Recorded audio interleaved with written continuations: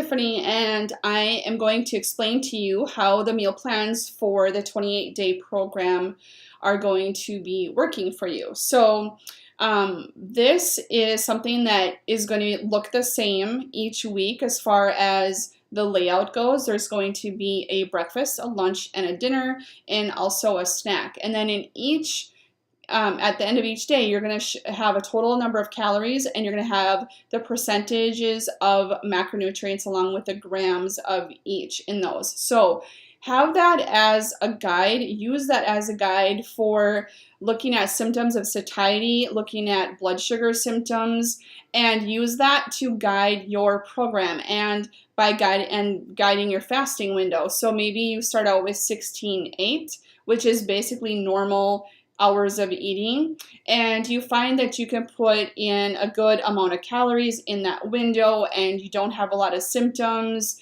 after the fact, or after your eating window is done, and you're able to manage those after a couple of days. There's a little bit of adjustment there.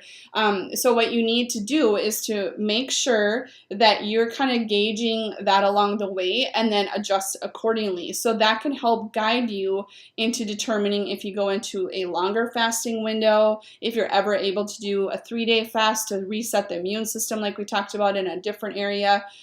So it's just a good way to help you decide what to do for your plan. And as you go through life, and there's different times in your life where you're maybe more stressed or you're going to be on vacation, that can help guide you as well with that. So and the other thing I want to talk about too is calories. So this, by nature, when you're shortening your time of day that you're eating, rather than eating, 20 hours out of an entire day, like a lot of people do, we just kind of graze all day long. If you shorten that window, you're probably by nature going to reduce the number of calories. Now, I'm not really big into the whole calories in, calories out thing, but we do have, a basic number of calories that our body will thrive on better. And actually, people who tend to eat a little bit in the higher end of their range can actually benefit better, as far as weight loss goes. If you're reducing your calories too much, below that 1,200 to 1,000 calories, which I see a lot of people try to do,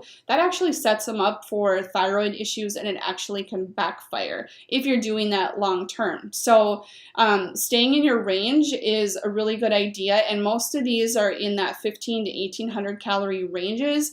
If you need more food than that one day, then go ahead, add another snack. If you need less food than that, you can fluctuate with that too, and not eat as much that day. That is totally fine, but the goal isn't to reduce your calories down to ridiculous levels, or the opposite. You don't want to have your 8-hour eating window and then eat 4,000 calories in that either, because we can't store that, especially if you're not doing extensive exercising and that kind of thing. It's just not necessary for our bodies. So that's the gist of how these meal plans will work. And then below you'll have each week spelled out for you on how to eat and the guidelines of your eating windows and your fasting windows. And like I said, those can be adjusted according to your needs, and you can go between those from day to day as well. So all right, see you later. Bye-bye.